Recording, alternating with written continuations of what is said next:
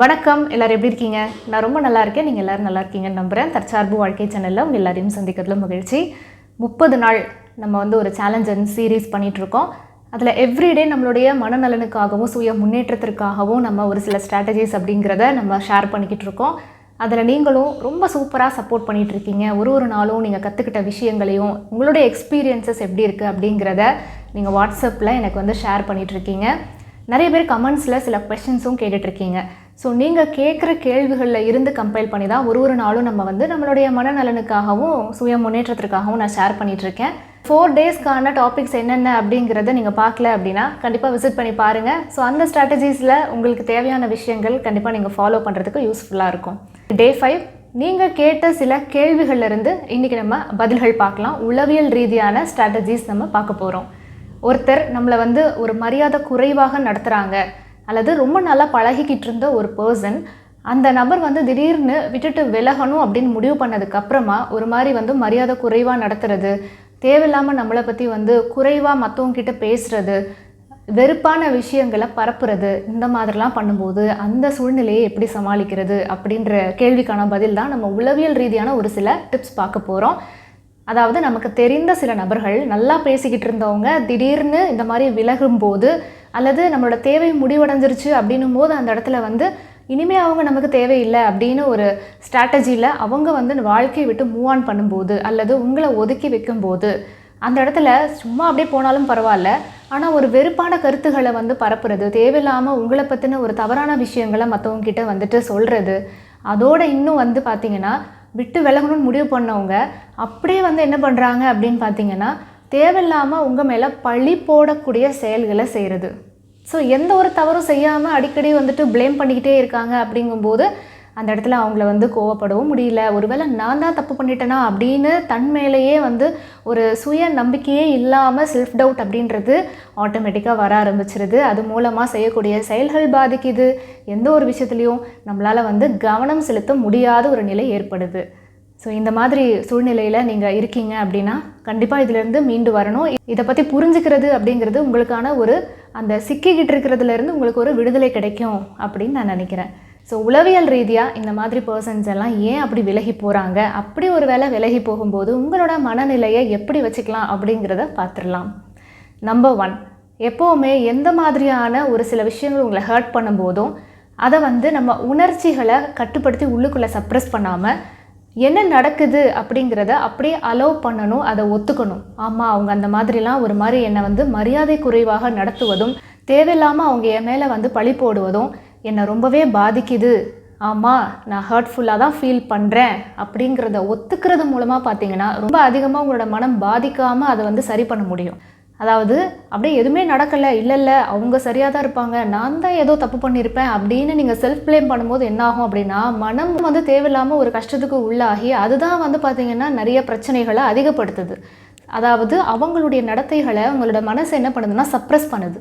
அப்படியே குழி தோண்டி புதைச்சிட்டு இல்லை எதுவுமே நடக்காத மாதிரி, ஆனால் உங்களுக்கு பயங்கரமாக உள்ளுக்குள்ளே அந்த ஊண்ட் அப்படின்றது க்ரியேட் ஆகிருக்கும். நீங்கள் அதை அக்செப்ட் பண்ணாமல் அதை அக்னாலேஜ் பண்ணாமல் அப்படியே ஒரு மாதிரி டைவர்ட் பண்ணுறேன் அப்படிங்கிற பேரில் நீங்கள் அதை கடந்து போனாலும் இந்த ஊண்டை என்ன பண்ணும் அப்படின்னா அந்த நபர் உங்களை உள்ளுக்குள்ளே சேர்க்கலை, உங்களுக்கு மரியாதை கொடுக்கல, ரொம்ப மோசமாக ட்ரீட் பண்ணிட்டாங்க.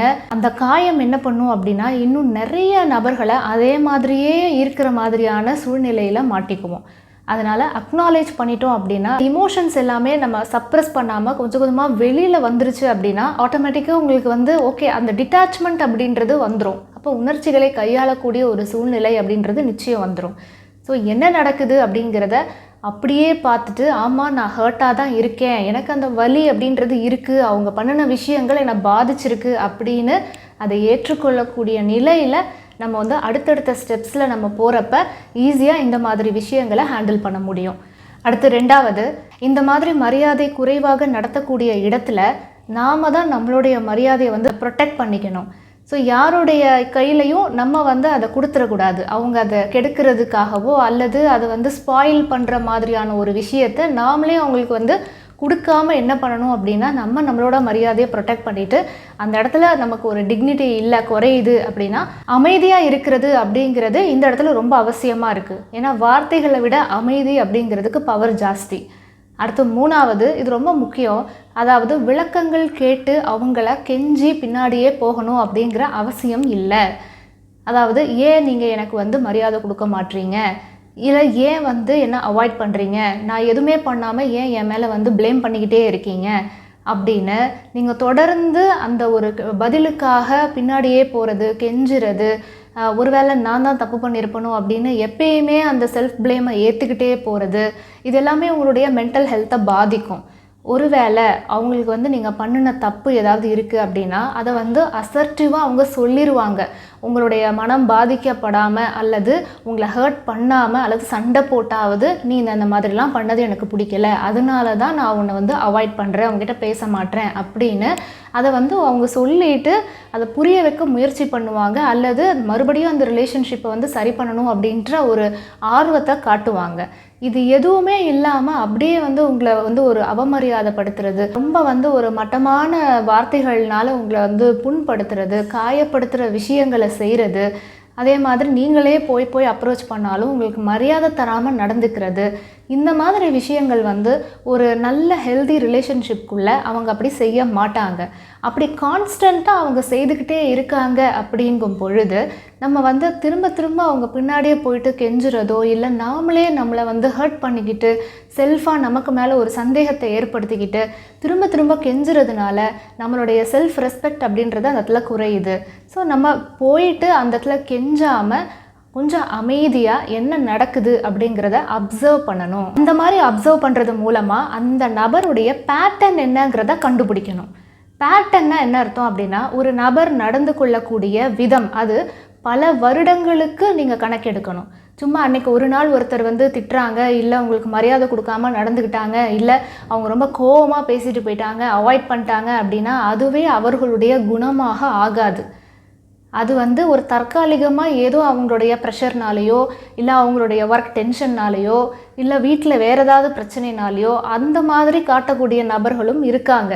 அதனால் ஏதோ ஒரு நாள் 2 நாள் என்னைக்காவது உங்ககிட்ட கோச்சிக்கிட்டு இல்லை பேசாமல் இருந்திருக்கலாம், இல்லை உங்களுக்கு வந்து ஒரு மரியாதை குறைவாக நடத்தியிருக்கலாம். அப்போ உடனே நம்ம வந்து ஒரு கன்க்ளூஷனுக்கு வந்துடக்கூடாது, இவங்க வந்து சரியில்லை, இவங்களை நம்ம விட்டுட்டு போயிடணும் அப்படின்னு ஒரு சடனான முடிவை எடுக்கக்கூடாது. ஒரு லாங் பீரியட் ஆஃப் டைமில் அவங்களுடைய பேட்டர்ன் என்ன அப்படிங்கிறத அப்சர்வ் பண்ணணும். இதே மாதிரி இதுக்கு முன்னாடி என்ன மாதிரி சூழ்நிலைகளில் அவங்க அப்படி நடந்துக்கிட்டாங்க, ஸோ அந்த ஒரு நிகழ்வை நம்ம வந்து அப்படியே அந்த அப்சர்வேஷன் பண்ணும்போது நீங்கள் கரெக்டாக அதை வாட்ச் பண்ண தெரிஞ்சுக்கிட்டீங்க அப்படின்னா ரிப்பீட்டடாக அவங்க அதே விஷயத்தை பண்ணும்போது அதை கண்டுபிடிக்கலாம். அப்போ இந்த மாதிரி தான் அப்போ இனிமே ரிப்பீட் ஆகுங்கிற ஒரு சைன் அப்படின்றது உங்களுக்கு கிடைக்கிது. அப்போ இந்த சிக்னல் மூலமாக நீங்கள் என்ன அப்சர்வேஷன் கொண்டு வரீங்க அப்படின்னா, திருப்பி இதே மாதிரியான ஒரு எமோஷ்னலாக நீங்கள் வந்து ட்ரெயின் ஆகக்கூடிய ஒரு டாக்ஸிக்கான என்வாயர்மெண்ட்டில் சர்வைவ் ஆக முடியுமா, இல்லை என்னுடைய மனநலன் இதனால் பாதிக்கப்படுமா அப்படின்ற கேள்வியை கேட்டு பார்க்கணும். இதே சூழலில் திரும்ப திரும்ப நீங்கள் வந்து ஒரு மாதிரி மனசு கஷ்டப்படுற மாதிரியே அவங்க நடந்துக்கிறாங்க, மரியாதையே கொடுக்க மாட்டுறாங்க அப்படின்னும் போது அந்த இடத்துல உங்களுடைய மனநலனை பாதுகாத்து எமோஷ்னலி நீங்கள் ஹர்ட் ஆகாமல் அதுக்குள்ளே இருக்க முடியுமான்ற கேள்வியை கேட்டு நீங்கள் அதற்கான ஒரு பதில்களை எடுக்கணும். அடுத்த 3வது பார்த்திங்கன்னா, அன்புடன் விலகுவது. அதாவது உங்கள் மேலே எனக்கு அக்கறை இருக்குது, நான் பண்ண வேண்டிய கடமைகளை நான் செய்கிறேன். ஒருவேளை அவங்கள வந்து ஒதுக்கி வைக்க முடியாத உறவுகளாக இருக்கும்போது அவங்களுக்கு செய்யக்கூடிய எல்லா விதமான விஷயங்களையும் நம்ம செய்துக்கிட்டே இருக்கிறோம். ஆனாலும் நம்ம வந்து கொஞ்சம் எமோஷ்னலி அவங்ககிட்டருந்து டிட்டாச் ஆகி வந்துடுறோம். ரொம்ப அட்டாச் ஆகும்போது நிறைய விஷயங்களை ஷேர் பண்ணுறோம். அப்படி ஷேர் பண்ணும்போது அவங்க ஒரு மாதிரி மரியாதை குறைவாக நடத்துறது, இல்லை உங்களை ஒரு மாதிரி வந்து தரக்குறைவாக பேசுவது, இப்படி சில ட்ராமாஸ் எல்லாம் நம்ம வந்து வேண்டாம் அப்படின்னு ஒதுக்கி வச்சுட்டு, ஓகே உனக்கு பண்ண வேண்டிய விஷயங்கள் என்னோடய கடமைகள் எல்லாத்தையும் நான் பண்ணிடுறேன், ஆனால் என்னுடைய உணர்ச்சிகள் அஃபெக்ட் ஆகுறதுக்கு நான் கண்டிப்பாக அலோவ் பண்ண மாட்டேன் அப்படிங்கிற ஒரு ஸ்டாண்ட் எடுக்கிறது அவசியம்.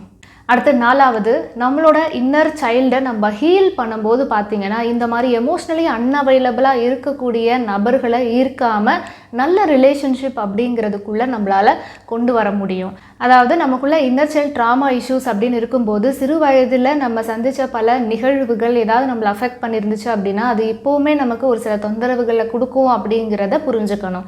ஸோ அந்த இன்னர் சைல்டில் நம்ம கொஞ்சம் ஹீலிங் எல்லாம் பண்ணும்போது பார்த்திங்கன்னா இந்த மாதிரி விஷயங்கள்லாம் ஓரளவு டக்குன்னு வந்து அண்டர்ஸ்டாண்ட் ஆகும். ஓகே, இது வந்து சரியில்லாத ஒரு இடமாக தெரியுது அப்படின்னு புரிதல் வரும். நிறைய நேரத்தில் இந்த மாதிரி இருக்கிறதே சிலருக்கு வந்து புரியாது, அதுக்குள்ளே இருக்கணுமா அப்படிங்கிறதும் தெரியாது. அதாவது டாலரேட் பண்ணிவிட்டு அதில் இருப்பாங்க. ஏன்னா அவங்களுக்கு சின்ன வயசுலேருந்தே அந்த மாதிரி ஒரு டாக்ஸிக்கான என்வாயர்மெண்ட்லேயே வளர்ந்துருந்தாங்க அப்படின்னா அவங்களுக்கு அதுதான் ரொம்ப ஃபெமிலியராக இருக்கும், அதுதான் ரொம்ப ஈஸியாகவும் புரியும். அந்த மாதிரி டிஸ்ஃபங்க்ஷனலாக இருக்கிற ஃபேமிலியில் வளரக்கூடியவங்க வந்து பார்த்திங்கன்னா வேறு சில வெளியில் போய் அட்ராக்ட் பண்ணும்போதும் அந்த ரிலேஷன்ஷிப் வந்து அதே போல் மிரர் பண்ணுற மாதிரி சில டாக்ஸிக்கான பீப்புளை அட்ராக்ட் பண்ணுறாங்க. ஆனால் அவங்களால அதை வந்து சமாளிக்க முடியலை. இருந்தாலும் அதுதான் கொஞ்சம் ஃபெமிலியராக நல்லா இருக்கிற மாதிரி தோணும். பட் வரவும் முடியாது, அதில் ஸ்டே பண்ணவும் முடியாது. இது சரியில்லை, இதை விட்டு வெளில வந்துட்டு நம்ம நல்ல ரிலேஷன்ஷிப் அட்ராக்ட் பண்ணணும் அப்படின்ற புரிதலும் தெளிவும் ஏற்படும். புத்தருடைய ஃபிலாசபியில் வந்து பார்த்திங்கன்னா வெளியில் வந்து நம்ம அன்பு எதிர்பார்க்குறோம், இல்லை அவங்க நம்மளை இந்த மாதிரிலாம் நடத்தணும் அப்படின்னு ஒரு சில எதிர்பார்ப்புகள் அப்படின்றது நமக்கு இருக்குது. அந்த மாதிரி நாம் நினைக்கக்கூடிய விஷயங்கள் அப்படியே ஆப்போசிட்டாக நடக்குது. அதாவது நமக்கு வந்து ஒரு மரியாதை குறைவாக நடத்துகிறாங்க, நம்மளை சரியாக கவனிக்க மாட்டுறாங்க அப்படின்னும் போது அந்த இடத்துல காரணம் என்ன அப்படின்னா நமக்கு சுய அன்பு இல்லை அப்படிங்கிறதுக்கான அறிகுறி அப்படின்னு சொல்கிறாங்க. அதாவது யாருக்கெல்லாம் self love and self care இல்லையோ அவங்களுக்கு வெளியிலேருந்தும் அன்பு அப்படிங்கிறது கிடைக்காது. அப்போ இது மூலமாக நம்ம வந்து வெளியில் உங்களுக்கு வந்து யாரும் அக்செப்ட் பண்ணலை, உங்களுக்கு வந்து ஒரு மரியாதை கொடுக்கல அப்படின்னா உங்களை நீங்கள் இனிமேல் மதிக்க ஆரம்பிக்கணும், உங்களை நீங்களே வந்து டேக் கேர் பண்ணணும், self care and self love activities எல்லாமே பண்ணணும் அப்படிங்கிறதுக்கான அறிகுறி. கார்ல் ஜங் அப்படிங்கிற சைக்காலஜிஸ்ட் சொல்கிறாரு, இந்த மாதிரி உங்களை அவாய்ட் பண்ணிவிட்டு உங்களை ஹர்ட் பண்ணி போகிற நபர்கள் பின்னாடியே நீங்கள் போகிறதுனால எமோஷ்னலாக நீங்கள் ட்ரெயின் ஆகிடுவீங்க, ரொம்ப ஹர்ட் ஆகிட்டே இருப்பீங்க. அந்த பெயின் வந்து திரும்ப திரும்ப உங்களுக்கு வாழ்க்கையில் வந்து ரிப்பீட் ஆகிட்டே இருக்கும். அதனால் நீங்கள் அந்த மாதிரி சேஸ் பண்ணாமல் கொஞ்சம் அமைதியாக உங்களுடைய வேலையில் நீங்கள் கான்சென்ட்ரேட் பண்ணிட்டு இருந்தீங்கன்னா போனவங்களே சம்டைம்ஸ் வந்து உங்களுடைய அந்த எமோஷன்ஸுக்கு வந்து மேட்ச் ஆகுற மாதிரி அலைன் ஆகக்கூடிய நபர்கள் வந்து ஆட்டோமேட்டிக்காக ரிட்டர்ன் வந்துடுவாங்க. ஒருவேளை திருப்பி வரலை அப்படின்னா அவங்க உங்களுடைய வாழ்க்கை பாதைக்கு அவங்க அலைன் ஆகி வரமாட்டாங்க, அவங்க வேறு சில குரூப் ஆஃப் சர்க்கிளில் இருக்கக்கூடியவங்க. அதனால தான் வந்து பிரபஞ்சம் வந்து விலக்கி வச்சிருச்சு அப்படின்ற புரிதல் வந்து இந்த மாதிரி நம்ம வந்து கஷ்டப்படாமல் அதுலேருந்து நிம்மதியாக இருக்கிறதுக்கான ஒரு வழி அப்படின்னு சொல்கிறாரு. மனதளவில் நம்ம இதை வந்து லெட் கோ பண்ணிட்டோம் அப்படின்னா எமோஷ்னலாக நம்ம பெயின் ஆகாமல் இருக்கலாம். இதில் ஓஷோ வந்து பார்த்திங்கன்னா எனக்கு ரொம்ப ரொம்ப பிடிச்ச ஒரு விஷயத்த சொல்லியிருக்காரு. அதாவது பார்த்திங்கன்னா நம்மளுடைய எமோஷன்ஸை கண்ட்ரோல் பண்ணக்கூடிய ரிமோட் கண்ட்ரோலை மற்றவங்கக்கிட்ட நீங்கள் கொடுக்கக்கூடாது. அதாவது உங்களோட உணர்வுகள் அவங்க அந்த இடத்துல இருந்து அப்படியே வந்துட்டு கண்ட்ரோல் பண்ணி கீ அமுக்கும் போதெல்லாம் உங்களுடைய உணர்ச்சிகள் கோவமாவோ இல்லை வெறுப்பாவோ இல்லை ஜெலசியாவோ அந்த மாதிரி ஒருத்தர் வந்து கீ கொடுத்துக்கிட்டு உங்களை கண்ட்ரோல் பண்ணுறாங்க அப்படின்னா எப்படி இருக்கும்? ஸோ அந்த எமோஷன்ஸை கண்ட்ரோல் பண்ணக்கூடிய ஒரு பட்டனை நீங்கள் மற்றவங்கக்கிட்ட கொடுக்காதீங்க. அதை நீங்கள் தான் கண்ட்ரோல் பண்ணிக்கணும். நீங்கள் எப்படி உணரணும் அப்படிங்கிறத நீங்கள் தான் டிசைட் பண்ணணும், அடுத்தவங்க பண்ணக்கூடாது. ஸோ இந்த ஒரு அழகான ஒரு கருத்தை சொல்லியிருக்காரு. ஸோ இது மூலமாக பார்த்தீங்கன்னா மற்றவங்க உங்களை ஹர்ட் பண்ணும்போதோ அவாய்ட் பண்ணும்போதோ உங்களுக்கு அது வந்து ஓகே நம்ம அதை அக்னாலேஜ் பண்ணுறோம், எடுத்த உடனே அந்த மாதிரி ஒரு ஞானம் கண்டிப்பாக வராது. நம்ம அந்த ஒரு ஃபேஸை வந்து கோத்ரூ பண்ணுவோம். பட் ஒன்ஸ் நம்ம அந்த எமோஷன்ஸ் எல்லாத்தையுமே புரிஞ்சுக்கிட்டு ஓகே நம்ம ஹர்ட் ஆகிட்டோம் அப்படின்றது தெரிஞ்ச பிறகு பார்த்திங்கன்னா எமோஷன்ஸை அவங்க கண்ட்ரோலில் கொடுக்காம நம்மளோட வேலையை கான்சென்ட்ரேட் பண்ணிவிட்டு அங்கேருந்து நம்ம வந்து எமோஷ்னலி டிட்டாச் ஆகி வர்றதுக்கு யூஸ்ஃபுல்லாக இருக்கும். இதுக்கு பார்த்திங்கன்னா விழிப்புணர்வு, அதாவது அவேர்னஸ் அப்படின்னு சொல்லக்கூடிய பயிற்சிகள் தான் இந்த மாதிரியான விஷயங்களை ஈஸியாக கையாள்வதற்கு ஒரு பெரிய ஒரு உதவியாக இருக்குது. அப்போ நம்ம ஓவர் திங்க் பண்ண மாட்டோம். அதீத சிந்தனைகள் அப்படிங்கிறது தான் இங்கே பிரச்சனையாக இருக்குது. ஏன் அவங்க நம்மகிட்ட பேசாமல் போனாங்க, இல்லை ஏன் நம்மளை வந்துட்டு அவாய்ட் பண்ணாங்க, நம்ம தப்பு பண்ணாமலே ஏன் ப்ளேம் பண்ணாங்க, இப்படி பல கேள்விகள் நம்ம யோசித்து இதனால இருக்குமோ அதனால இருக்குமோ அப்படின்னு கற்பனை மூலமாக கவலைப்படக்கூடிய நேரங்கள் அப்படிங்கிறது அதிகரிக்குது. ஸோ ஓஷோ சொல்லக்கூடிய இந்த கருத்து எனக்கு பர்சனலி ரொம்ப ரொம்ப பிடிச்சது. நம்ம எப்படி உணரணும் அப்படிங்கிறத நாம் தான் டிசைட் பண்ணணும். அவங்க அந்த மாதிரி நடந்துக்கிட்டதுனால எனக்கு அப்படி ஆயிடுச்சு அப்படின்னும் போது நம்ம அவங்களோட கண்ட்ரோலில் போயிட்டோம். ஸோ நம்மளை ஈஸியாக ரிமோட் கண்ட்ரோல் மூலமாக நம்மளை எப்படி வேணாலும் ஆட்டி படைப்பாங்க அப்படிங்கிற மாதிரி ஆயிடுது. அடுத்து ரூமி சொல்லக்கூடிய கருத்துக்கள் எல்லாமே பார்த்திங்கன்னா லைஃபுக்கு வந்து அவ்வளோ நல்ல நல்ல விஷயங்கள்லாம் சொல்லியிருப்பார். ஷார்ட்டாக சொன்னாலும் அப்படியே வந்து நச்சுன்னு நமக்கு அது உள்ளுக்குள்ளே பதிகிற மாதிரி இருக்கும். யாராவது நம்மளுடைய வாழ்க்கையில் நம்மளை வேணான்னு சொல்லிட்டு விட்டுட்டு போகிறாங்க அப்படின்னா அவங்க நம்ம பாதையை விட்டு நமக்கு கிளியராக கொடுக்குறாங்க. இன்னும் நல்ல பாதை வந்து யூனிவர்ஸ் வந்து ரீஅலைன் பண்ணுதுன்னு அர்த்தம். அதாவது ஒரு பாதை தெளிவாக இல்லாமல் இதுக்கு முன்னாடி நமக்கு வந்து ஒரு மாதிரி லெஃப்ட்டு ரைட்டுன்னு ஒரு சரியான பாதையே இல்லாமல் அப்படி போயிட்டுருக்குன்னு வச்சுக்கோங்க.